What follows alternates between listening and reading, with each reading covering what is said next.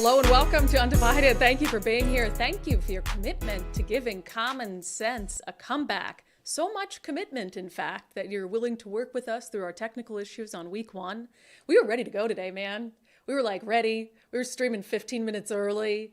And then it was just like technology was like, absolutely not. We will not allow you to do that. So if you're watching on YouTube, all is well. We are also just sharing the YouTube link on Facebook because I think it was Facebook that was giving us troubles today. So just running into new challenges with the live stream, but it's going to be great. After a week, I don't want to promise you a day when we'll no longer be late, but I feel like once we get through this week, we'll sort through things. Coming up on the show today, you all know that Washington State's High Court, the state Supreme Court, ruled that apparently the tax on capital gains is not, in fact, an unconstitutional income tax, which is absolutely absurd.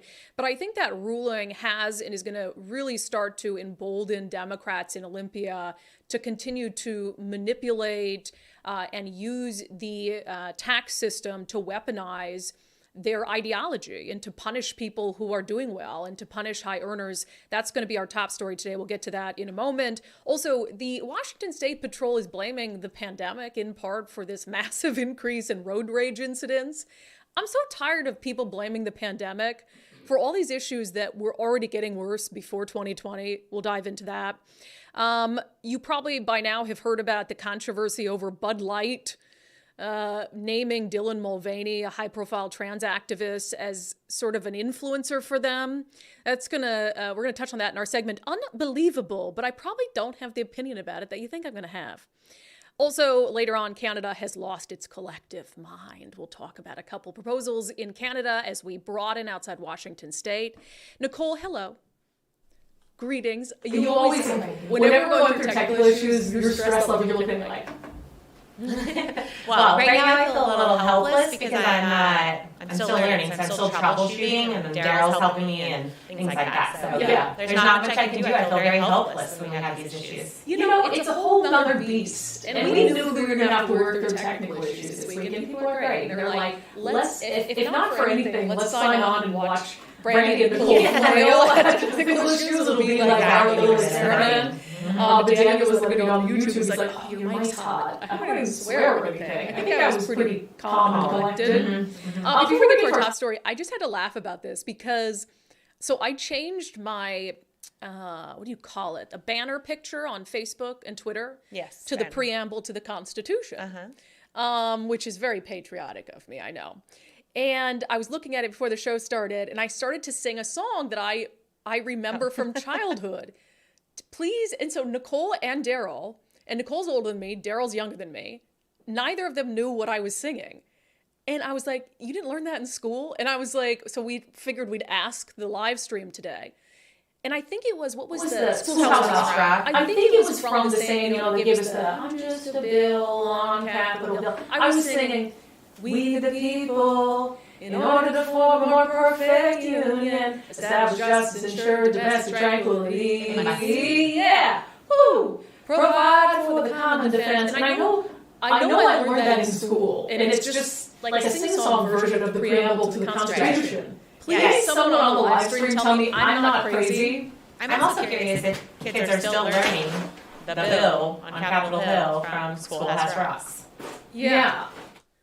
I don't know, but I realize it's a little bit indoctrination-y, but somebody in the live stream, please tell me that is actually something we learned in school, because my dad, the first word he taught me to spell was Constitution, so now in my mind, I'm like, maybe this is actually something my dad taught me how to sing. Anyway, we'll move on, but just tell me please God, tell me in the live stream that I'm not crazy and that we actually learned we the people in order to form a more perfect union. Anyway, that's enough of that. Nicole, do you have something to tell me? You were going to tell me something on the whiteboard. Apparently my audio isn't working great when it comes to my video, so you're not going to see me much today, but you'll hear me. Well, you look beautiful. Okay. All right, let's get started. There is a bill in Olympia that to me is the beginning of what I think will be the regular weaponization of taxes to further a Democratic ideology in Olympia. And I truly I can't believe this. So the Senate bill is 5767, and it has like a dozen Democratic sponsors. So this isn't just one Democrat in Olympia going off on their own, just willy-nilly saying, oh, here, let me propose this crazy thing. So a little bit of background here. There's been this fight over the capital gains tax that Democrats pushed through in Olympia for years. And that came to a head when the Washington State Supreme Court just a few days ago ruled that no, the capital gains tax, which is the tax on things like the sale of stocks and bonds, is not an unconstitutional income tax. They say it's an excise tax, when every other state in the union and the IRS say, no, a tax on capital gains is an income tax. So to me, this just opens the floodgates for what Democrats really want to do, is they want to tax income. They say our tax structure is backward, which I agree with. I do agree with the notion that the poorest people bear this larger burden of the percentage of their income when it comes to taxes, because they're paying a sales tax and a gas tax at the same rate to buy something, to fill up their car, that they are someone who's very, very wealthy. But I don't think the way to go about fixing it is to tax rich people more, while at the same time not alleviating the tax burden on the poor in the slightest. I think the way to fix it is to take less money from people. But that's not what Democrats want to do. And so I think the state Supreme Court ruling is only going to embolden them. And we are now seeing that with Senate Bill 5767. And I want to read from this for you. And I'm going to read a good chunk of it, because I truly want you to understand the insanity of it. So they say that this is an act relating to funding healthcare access by imposing an excise tax on the annual compensation paid to certain highly compensated hospital employees. So before I read this entire passage of the bill for you, and you can go back to it, Nicole, before I read the entire passage of the bill for you, I will just say, in summary, they want to go after hospitals that are paying their executives too much, in their estimation, too much in their opinion, and use it to fund healthcare access. So it reads, intent.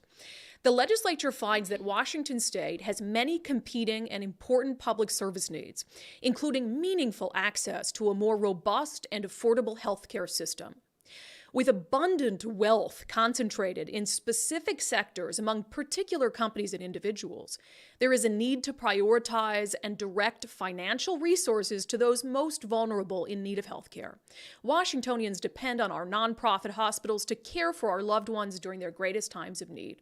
It goes on to read, the legislature further finds that some nonprofit hospitals find themselves with large revenues and inflated administrative salaries, but fail to fulfill their fundamental responsibilities to the communities they are meant to serve. This neglect of their duties, including failure to offer essential reproductive health services, provide safe working conditions to frontline staff and care for our most vulnerable populations, while simultaneously engaging in excessive compensation of top earners, erodes trust in the healthcare system. It goes on to read, and I'll just read you this final paragraph. The legislature intends to expand access to affordable health care by controlling healthcare administrative costs through a tax on excess compensation paid by hospitals. This additional revenue will provide funding to increase Washingtonians' access to health care, including funding programs that advance health equity and expand access to reproductive care. So Democrats in Olympia are proposing an excise tax on the salaries of hospital executives that they believe are overcompensated. They're calling it excess compensation, as if it is the job of politicians to decide what excess compensation truly means. So they are proposing an excise tax of 7.5% on those high earners at hospitals. This should freak everyone out, regardless of political party. That you could have a politician in Olympia who doesn't like what you do for a living, who thinks you're making a little bit too much money, who maybe doesn't like the sector that you're working in, and they are going to thread an income tax, and that's what this is, specifically targeted at you, specific to you. Think about all the industries all the types of businesses and corporations that you hear Democrats complain about. What's stopping them from proposing another bill next session that targets your industry, that targets your compensation, that puts a tax on you? This is not only, like I said, I believe, a weaponization of our tax system for political purposes and political gain. Because again, they're saying that this is about using that money and the taxes collected from these overcompensated, excessively paid hospital executives to fund reproductive health care, to fund health care equity. So not only can they do this, they think they can do this. They can just say, hey, we don't like how much that person's being paid. We don't like how much money they're making. So let's specifically assign a tax to them that nobody else gets. So if they can do this, they can do it to anyone. I know there are people who are watching who might say, yeah, those healthcare executives make way too much money. Yeah, they make way more than the people who work for them. And I don't think that's right. But where does it stop if you allow something like this to move forward? And it says if this goes through, the tax on, and this is actually what they're calling it, the excess compensation tax. They're actually calling it an excess compensation tax. That beginning January 1st, 2024, for taxes due in 2025, an excess compensation tax is imposed on the hospitals that pay covered employees excess compensation. The tax equals the sum of the annual total compensation during the tax year multiplied by 7.5%. Again, this should anger everyone. Democrats are really embarking on this slippery slope where if you give into this, the tax on capital gains, now that's legalized. You give into this, we're going to make sure hospitals aren't paying their executives too much. And if they are, we're going to penalize them. We're going to use that money for reproductive health care, for health equity. You allow that. What is next? And again, I would also point out that they're not alleviating the tax burden on anyone. I don't see proposals from Democrats to alleviate the tax burden on the poor. They're just trying to tax people who are rich because they have this vendetta against people who have done well. And that is a very odd thing. This is dangerous, and it is the weaponization of taxes, and we should all absolutely be opposed to it. Okay, it is no secret road rage shootings are way, way up. The Washington State Patrol had some numbers that they put out, and they said that road rage incidents in general and road rage shootings, which would be like worst of the worst instances, had been increasing pre-pandemic. And then since 2020, we've seen it gone way up. So there were, according to WSP, 465 road rage shootings across the state in 2018. And then in 2020, that number jumped to 807, so nearly doubled. And then in 2022, there were more than 1,000 road rage incidents. So clearly, that's just not some small, statistical, insignificant situation. That's huge. From 465 in 2018 to more than 1,000 in 2022. Como News, which of all the TV stations, I'm not going to dog on Como. I think Como does the best stuff of all the TV stations. And they did a little story on this, and they talked about a lot of issues, but the State Patrol also seems to be attributing this in part to COVID-19. Here's the story. State troopers tell us the number of cases was already going up before the pandemic, but now that things are returning to normal, they say many drivers seem especially agitated by congestion and increasing commute times. They're not emotionally present, and they're not taking time to think about what the ramifications of their actions. Yeah. Okay. So I had to think about that because I was like, because Nicole put it in the rundown and she's like, this is ridiculous. The State Patrol is saying that maybe COVID-19 is to blame for this. First of all, we can't continue to blame everything that's going on wrong in society with COVID-19. There are people who today continue to blame the sad state of downtown Seattle on the pandemic. The pandemic is over. It's been over for a long time. Did it contribute to pulling out people who were downtown for work and leaving us to see all the horrible stuff that was going on? Yes. But there is a much more obvious explanation for this, and that is that we have a complete disdain for law and order on our roadways. and just public safety in general has absolutely gone down the you-know-what. I don't think I can say SHITER Well, I mean, on a podcast. That wouldn't be very probably ladylike. could, but And so do I think that, and was I frustrated when I was like, oh, the pandemic is the one nice thing. You just sail through traffic, no big deal. There's just open freeways. Was I a little annoyed when I'm like, man, that was nice. We had a nice little respite from traffic during the pandemic and now it's back. Yeah, but I wouldn't pull out a gun and shoot someone in the face.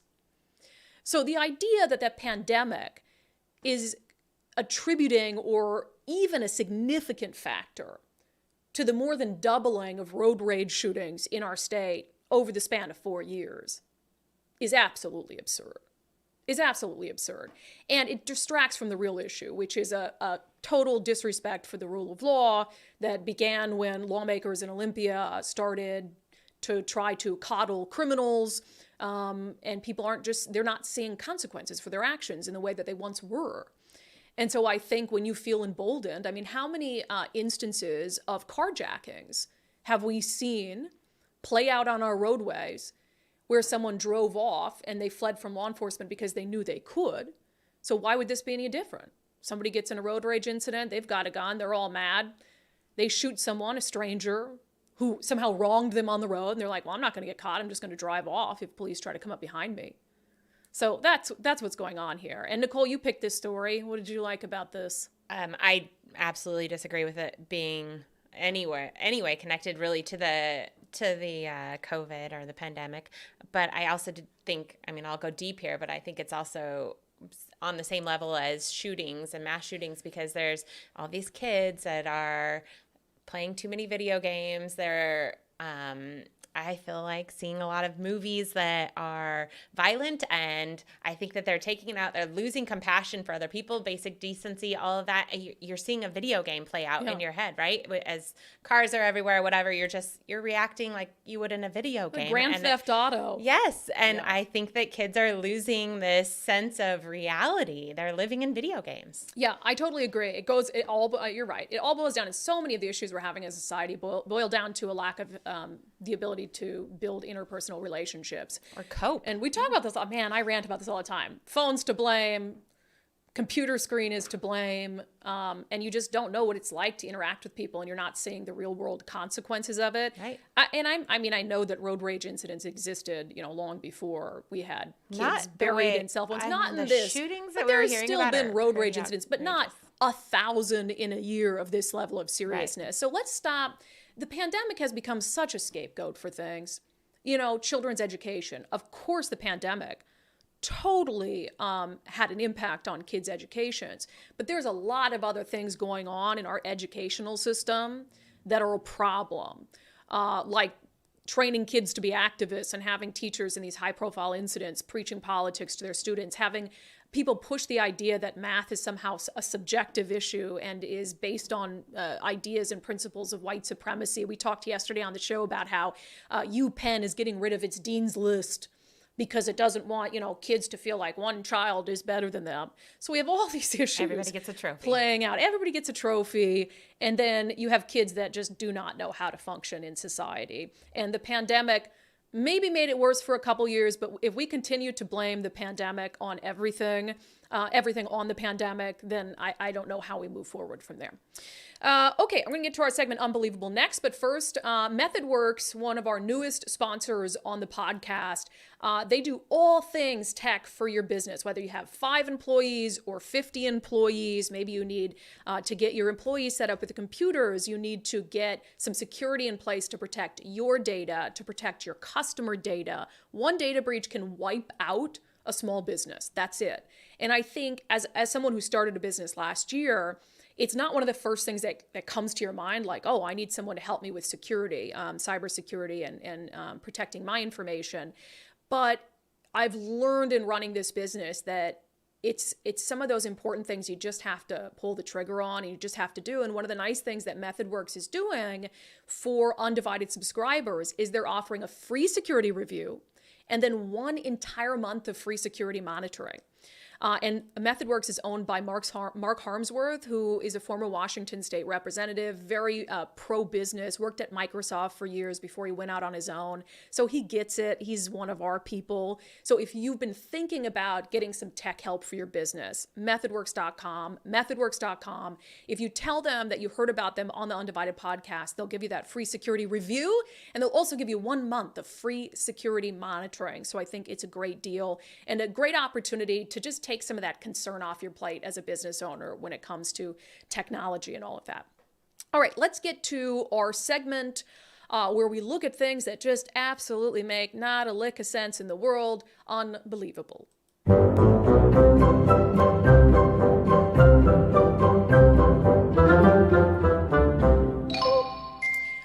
Bud Light has made Dylan Mulvaney a brand ambassador.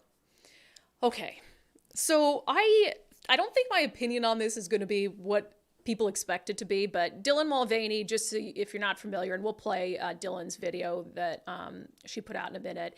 Dylan is an adult, so not a child, and is transgender, and has become this huge sort of trans activist, went to the White House to speak with Biden. But Dylan Mulvaney is known for these videos that she posts saying, day 1 as a woman, day 12 of womanhood. And I will just be honest, I found some of them offensive. I'm fine with Dylan, being transgender, wanting to identify as a woman, getting surgeries. They're an adult. I don't care what you do as an adult. Do you, Dylan. But what I do take issue with is some of the videos come across to me as just mocking being a woman. Like there was one video where Dylan Mulvaney was like talking about tampons. And it's like, come on. As someone who has suffered with many a period yes, we're doing period talk on the podcast. Wow. Yeah, I know we went there, but it's just like, really, we suffer. People who were born a woman suffer through many years of that. And you're just sort of mocking us by being like, what do I do with these? So I've found some of the videos to be incredibly just disrespectful to people who have actually gone through some of those things. But that aside, so Bud Light decides that it's going to have Dylan Mulvaney be a brand ambassador. And this is the video that Dylan Mulvaney put out. Hi, impressive carrying skills, right? I got some Bud Lights for us. So, I kept hearing about this thing called March Madness, and I thought we were all just having a hectic month, but it turns out it has something to do with sports. And I'm not sure exactly which sport, but either way, it's a cause to celebrate. This month, I celebrated my day 365 of womanhood, and Bud Light sent me possibly the best gift ever, a can with my face on it. Check out my Instagram story to see how you can enjoy March Madness with Bud Light and maybe win some money too. Love ya! Cheers! Go team! Whatever team you love, I love too. Okay. Love ya. Okay, break a leg. Woo! Okay, so a few things. Bud Light put out a statement. Anheuser-Busch owns Bud Light and said, Anheuser-Busch works with hundreds of influencers across our brands as one of many ways to authentically connect with audiences across various demographics and passion points. Okay, Bud Light can do whatever it wants. Anheuser-Busch can do whatever it wants. I don't find that video to be particularly authentic. And that is also one of these types of videos that I find a little offensive because it plays into that stereotype that women are dumb and we don't know anything about sports and what is March Madness and, oh, here's a beer, sip, sip. It's just ridiculous.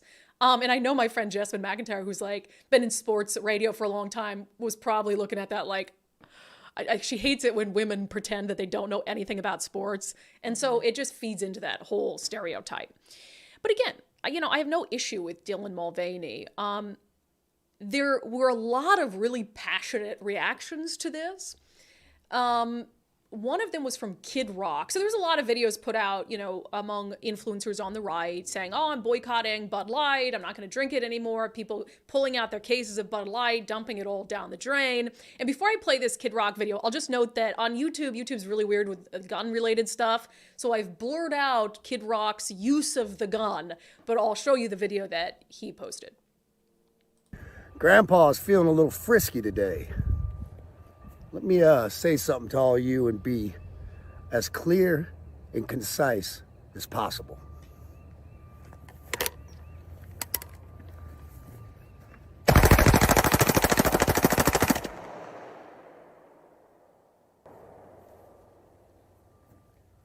Bud Light, and Anheuser-Busch. Have a terrific day. And you just see the destroyed Bud Light cans. All right, so this to me is how the system is supposed to work. If a company does something you don't like, you don't support them anymore. You can choose that. It's choosing, and people say, well, that's cancel culture. The right's all triggered and they want to cancel Bud Light. No, that's speaking with your pocketbook, which I think is a totally normal thing. I mean, cancel culture to me is like, I'm not gonna consume that product or support that company, and I don't want anyone else to even be able to make that choice for themselves, because I'm gonna make that choice for them by trying to get the company canceled or the product canceled or whatever it is. That's cancel culture to me.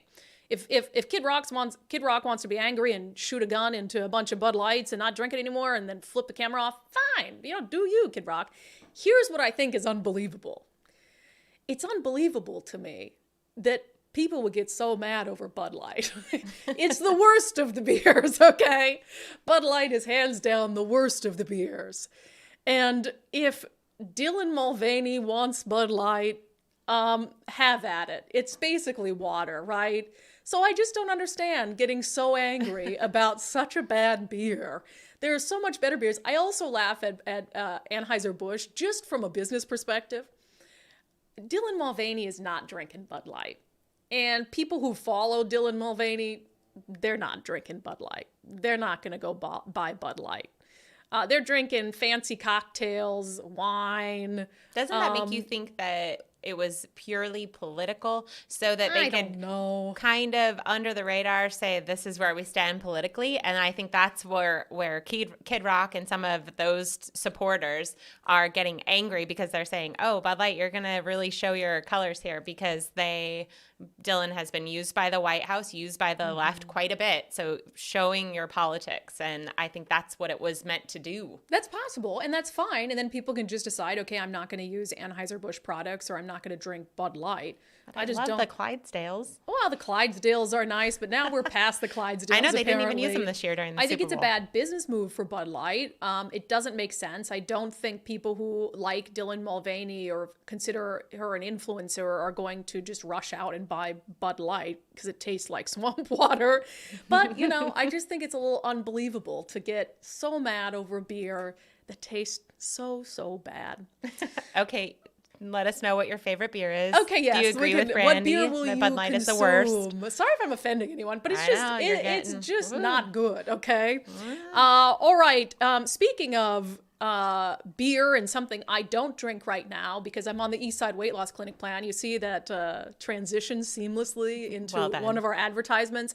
I've been using Eastside Weight Loss Clinic since November. I gained 42 pounds during the pandemic.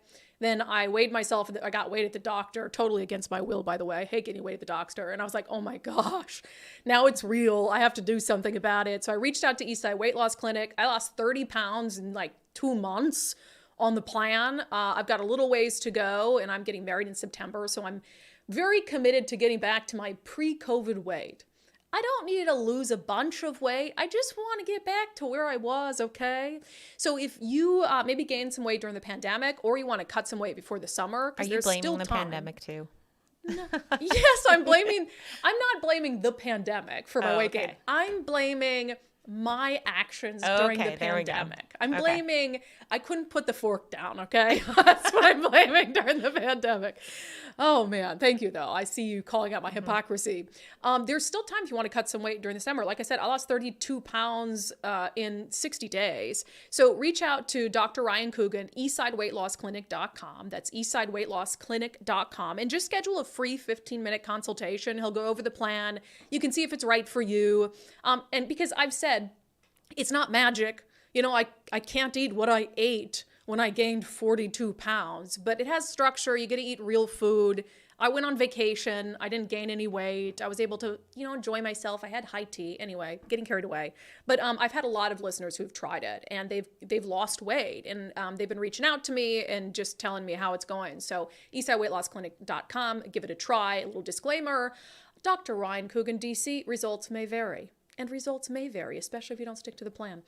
Okay, let's get outside Washington State for a moment, talk about some national and international news. So Donald Trump yesterday, this was just a circus of all circuses. He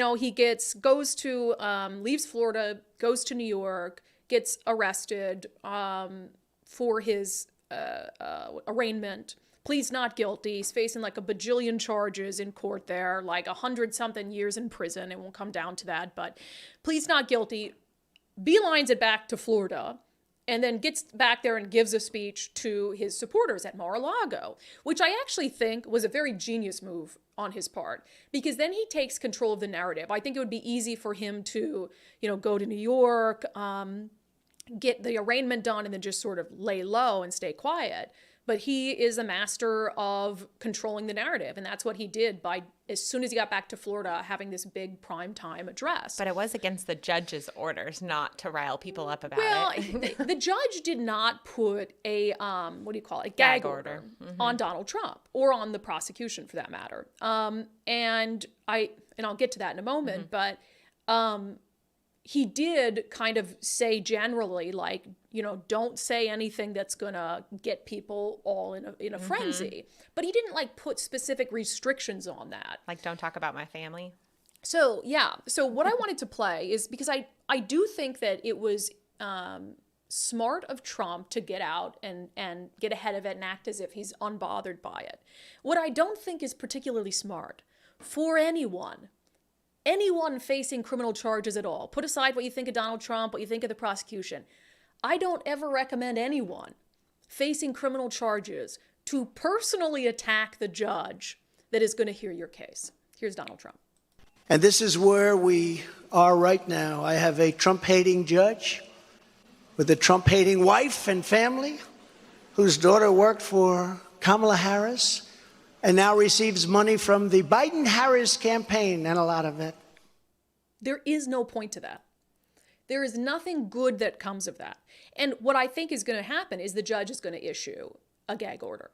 I think the judge is going to change their mind, put down a gag order after some of what Donald Trump said. And then if there's a gag order, then he is truly limited in being able to control the narrative. Because if he violates the gag order, a judge could hold him in contempt and then he could go to jail. And so Trump likes to be out in front of things. He likes to comment on things. He's not one to stay silent. But if he is legally told by a judge not to talk about the case, then that's not going to benefit Trump very much in the way that he I think is benefiting from being able to talk about it and control the narrative around it. And it's just dumb to threaten a judge under any circumstance. And well, I wouldn't say it's a threat, and you're right. It's not a threat, but I can see how a judge might say, you're attacking me, you're attacking my family, and we've already talked about it. Think about Brett Kavanaugh. We know what happens when you personally attack and vilify people in the judicial system. Somebody tried to show up at Brett Kavanaugh's house. It was Brett Kavanaugh, right? Yeah. Was it Brett Kavanaugh or was it Gorsuch? Will you look that up? You Google that, just so I'm not wrong. I think it was Brett Kavanaugh. Somebody will tell me in the comments, just because there's so many instances. And then you look what happens. And the right freaked out over that. Like, this is what the left's narrative and vilification of these Supreme Court justices has done. You have to feel the same way about it when it comes to Donald Trump vilifying the judge, mentioning his family, mentioning staffers. It's not okay. It's dumb, and it doesn't serve any purpose. Did you check? It was Brett Kavanaugh. I'm working on it. Okay. Yeah, I believe it was. Yeah. I will say, it is kind of, if you have a judge with an outspoken family saying what their politics are, and a daughter that works for somebody that you've ran against, in theory, then is that fair? I mean, should that be allowed? I don't know. I think that is a problem. I don't think it's a matter of is it allowed or is it not allowed. I think it's a matter of is it smart or is it dumb? And I just don't think that if you're facing charges for someone, and if you're in a position like Donald Trump, that you should be saying stuff like that about the judge that's going to hear your case. Oh, I absolutely agree. He should not. But I'm just saying he is bringing attention to something that I think does seem a little bit, I hate things aren't fair. Yeah. Life's not fair, but it does seem unfair that you have a judge making this big decision and this person clearly does not support you. It goes in line with his broader theme of in his eyes, this is all politicized and this is all politically motivated. And I totally get that.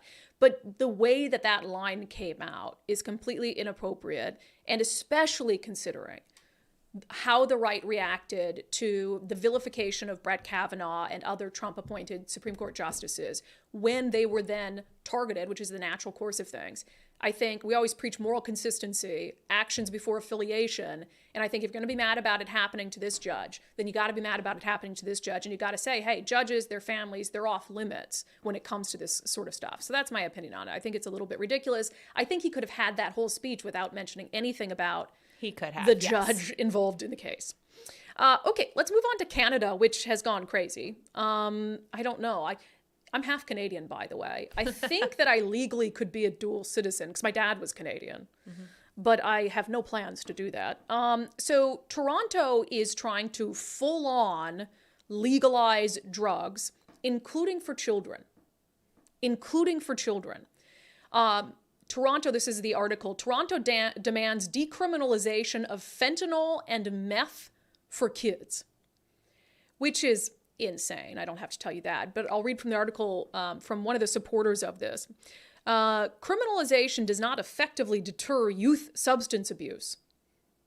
The data show that youth in Toronto between the ages of 12 and 17 use unregulated drugs and are vulnerable to the same harms associated with criminalization as adults. What exactly are the harms associated with criminalization? Are you not worried about the harms associated with drug use? So what that tells me is you're prioritizing. You think it's more dangerous for someone to get in trouble for using drugs than it is for them to use a drug like fentanyl that can kill them in an instant. I have sat across from multiple parents whose child died from a fentanyl overdose because they bought some pill off, TikTok or whatever, and it was supposed to be this, and it actually had fentanyl in it, and they died. So you're telling me that you're more concerned by the harm created by incarceration or juvenile detention than you are the harm that is posed to kids by doing drugs like fentanyl and meth. That is absolutely absurd. There is no justification for that. And this is what, it's, I wouldn't actually put it past people in Washington state to push for the exact same thing. We've already seen lawmakers in Olympia. There's a huge segment of the Democratic Party, the progressive wing, that wants to decriminalize drugs. Outright decriminalize drugs. They don't want to fix the Washington State Supreme Court ruling Blake that de facto led to decriminalization. They don't want to fix it this session. They just want to let it lapse and have drugs be decriminalized because they think that an officer arresting someone for using or carrying a controlled substance will do more harm to that person's life than allowing them to die in the gutter, than allowing them to overdose on a sidewalk. If you think that that is compassionate, I genuinely feel bad for you. If that is your idea of compassion, I feel bad for everyone around you. It is some sort of, I hate to say it because it sounds really divisive, but it's like an illness to think that that is showing people compassion. I did a series called Truth Tellers, and I had this woman on named Ginny Burton. Awesome. You should go listen to the interview. 17-time felon, 28 years in active addiction. She told me it makes her sick to think that we have policies and politicians that want to push things that allow for people's personal destruction before our very eyes. It is sickening. It's sickening when it happens in Toronto. It's sickening when people contemplate it here. And it's sickening that we look at these people who are suffering on our streets, and you have this party that says they're the party of compassion. And their version of compassion is to just let them die there.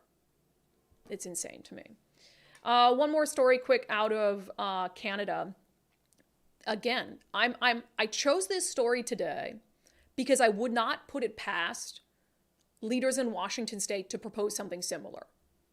Because you'll recall, I wish I had the bill number offhand, but remember they tried to criminalize, it was two things. Election speech. They tried to criminalize certain election denial speech in Washington state. Thank God that didn't work. They tried to criminalize fake vax cards. Like they've tried to criminalize some wild things, but specifically the election speech. This is really what this reminds me of. So there's been this whole controversy over drag queen story times.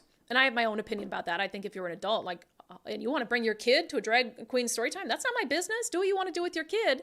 But I do think there are some serious questions about some of these shows that have been filmed where there are exposure of genitals or there are kids that are encouraged to stand up and dance for money. That's freaking weird. You wouldn't bring your kid to a strip club. It's strange. But then there are some drag queen story times that are just fine. Like I saw one with this drag queen dressed as an old woman reading like a perfectly fine book to kids. And I was like, I don't see anything wrong with that. But anyway, so in Canada, there is this politician, Kristen Wong Tam, who says that she's proposed this possible law, this piece of legislation, that would combat what she says is rising hate against the 2SLGBT. Let me try that again, because this is different. Canada uses a much longer acronym. 2SLGBTQI+ community. So essentially what it would do is it would allow you to create a temporary protective zone around an event like a drag queen story time, where they would dramatically limit what people can say, pamphlets people could pass out, signs people could hold up. Here's what Kristen Wong Tam had to say. Firstly, it enables the Attorney General to create a 2S LGBTQI+ community safety zone to prohibit within 100 meters of the property any homophobic, transphobic act of intimidation, threat, offensive threats, offensive remarks, protest, disturbance, and distribution of hate propaganda within the meaning of the criminal code. It also comes with it a penalty of $25,000 if prosecuted successfully. That is fascism. That is absolutely fascism. And there are already laws that protect against hate crime. So if someone's out there committing a hate crime, that is a different thing.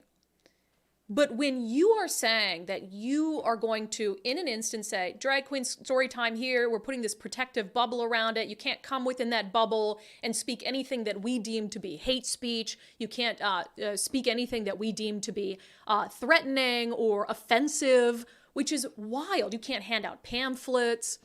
That is absolutely insane. And again, I'm putting this on your radar because it would not surprise me if next legislative session, Olympia, someone tries to propose something like that based on this proposal in Canada. It is fascism. I laugh when the far left, uber progressives, they use the word fascism all the time. And they are engaged in fascism more than just about anyone else. Okay, we're going to read some comments of your guys. Thanks again for bearing with our technical issues this week. Nicole and I are just like, I don't know what to do. Someday. Someday, but it's just it's a whole new endeavor, and so we're just working through it.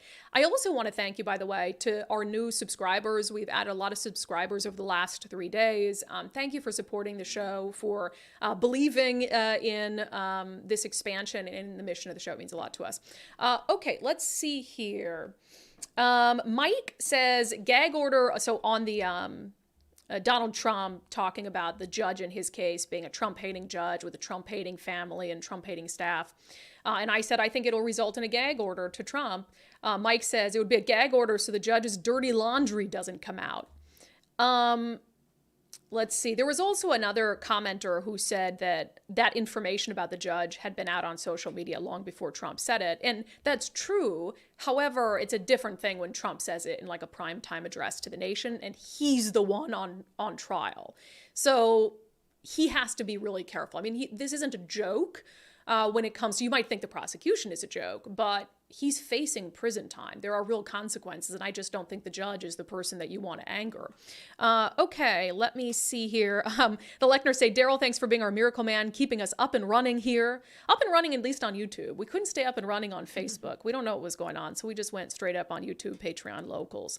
Matt said, there are two types of fascists and anti-fascists. Yeah, I love Antifa that just conveniently calls itself They're like, well, why do you hate Antifa? It just stands for anti-fascist. And they use that argument whenever you criticize Antifa. And it's like, okay, you can say that, but it doesn't make you anti-fascists. Drew said, my friend lost her ex-husband and dad of her 18-year-old son, 53, heart attack after 25 years of meth use. Yeah. And we want to allow kids without any consequence to start using drugs, decriminalize it, and we don't think that the consequences of that, a year from when they start, 5 years, 10 years, or 25 years, is going to outweigh the consequences of them getting in a little bit of trouble for doing drugs under the age of 18. Think about that for a second. That should bother everyone regardless of political party. Let's see. I can't get the man who nearly died from an overdose out of my mind that another local Portland independent journalist helped save. Heartbreaking. I haven't heard that story. Who was that? Somebody in Portland, an independent journalist, helped save someone from a drug overdose? That's insane. Spencer asks, why not cover breaking news and go live when breaking news happens at times throughout the day? Because we're not trying to be a breaking news show. I think there's a lot of sitting here all day waiting for breaking news Nicole's every day. like, yeah. I mean, not even news outlets sit there. That's your CNN, I guess. We're not trying to be a breaking news show. We're trying to be a commentary political show with the mission of trying to actively reject fringe ideologies and false narratives that divide people. And so our story selection, you'll always find, is very specific to the mission of the show. And even when we talk about something like Donald Trump yesterday, we try to talk about it in a way that is within the mission of the show. And so, no plans to, unless there's some crazy big story. Sometimes I've hopped on in the past, not on YouTube, but on Facebook and talked about breaking news. Let me see here. Okay. And Nicole, if you see any you like, let me know. This person regarding the road rage and video games, comments like that. I think I guess, I don't know who this is, but I think it is a complex of more than one thing, but definitely adds to the anxiety, and kids are not being disciplined by their parents. Most likely don't have moms and dads in the home. Yeah, that's part of it. I mean, I think a lot of this starts at the home, in the home, and then in school, etc. Okay, Karen said of Dylan Mulvaney being a new spokesperson for Bud Light. Dylan Mulvaney has taken women back decades. We have gone from commercials about strong, independent women to this character talking about our body parts as Barbie pouches and booby pals. And yes, I've seen those videos. And I mentioned that some of Dylan's videos do offend me as someone who was born a woman, who's had to go through a lot of things specific to being a woman throughout my life. And I just don't like taking it, and again, I have no issue with adults who are identify as transgender, none at all. But I think when you take it to a level of parody that borders on offensive, that's when I have a problem with it. Okay, here. Aaron said, Rainier beer is much better water choice, but hazy IPAs are worth spending my money on. I agree. Rainier's better. Yeah. West Teed 1.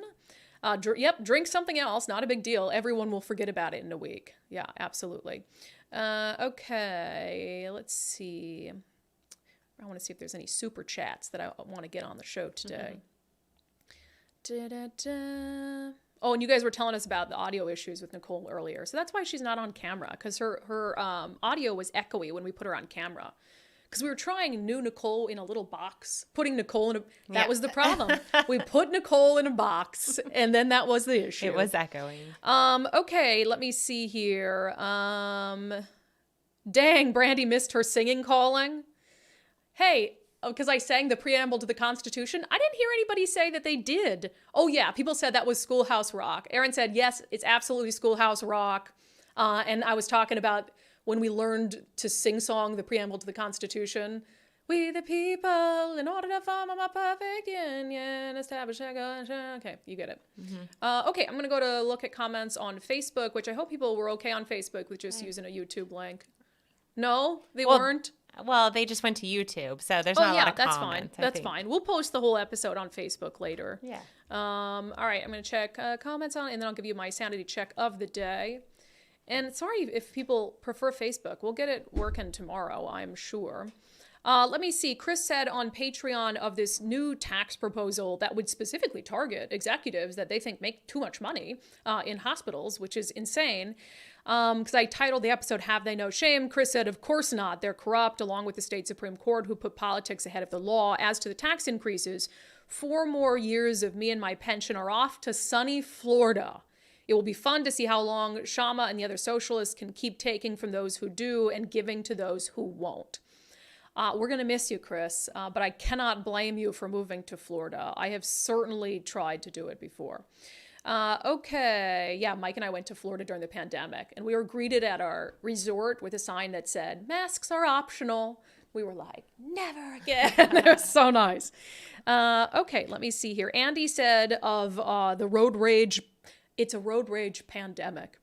I had someone blare their horn at me with my family in the car because I put my blinker on and slowed down to make a right turn into a tight parking lot. That was Monday. I now carry a 380 auto or a 9mm whenever I leave the house. Yeah. Yikes. You never know. Like, people are just going to absolutely lose it. And then a lot of people are saying that they just don't care about the Bud Light thing. Let me see here, because Andy said I could give a crap about the Bud Light thing, but it's hilarious when you look at one of their recent ad campaigns. And then you look at the Real Men of Genius. Was Real Men of Genius Bud Light? The Real Men of Genius. Was that a Bud Light? I don't know. Okay. I'm trying to think. I'm trying to finish that song. All right. Thank you for the comments today. And again, for bearing with our technical things. We'll have better luck tomorrow, I hope. And we will end the show today with our daily sanity check.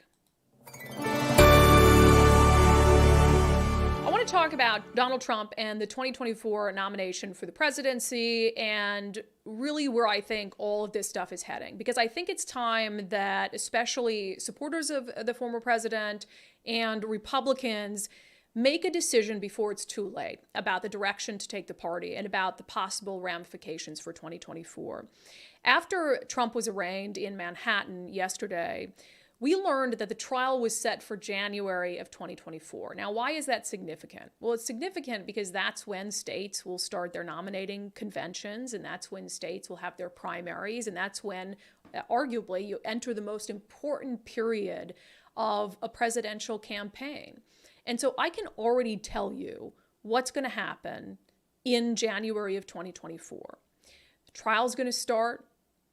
And if Donald Trump is convicted, and Donald Trump has to serve time in jail, and Donald Trump is at the time the presumptive nominee for Republicans, it's going to completely take him out of the equation.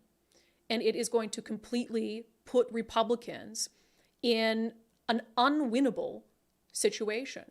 Imagine what would happen if Donald Trump is convicted, if Donald Trump is sentenced to jail time, but Donald Trump is the presumptive Republican nominee. Imagine what kind of chaos would ensue for the Republican Party. And that's why when I end on this sanity check, that I think the Republican Party has to decide now how to address this issue of however you feel about the charges, about what's going on with Donald Trump. And to me, the best case scenario for Republicans is to somehow convince Donald Trump to take a step back, to deal with his personal legal issues. That doesn't mean you have to stop fighting for him. That doesn't mean if you believe that this is a political persecution that you don't stay on his side. And that the Republican Party gets behind another candidate early so that you are not left in an unwinnable situation at the most critical moment of the presidential campaign season.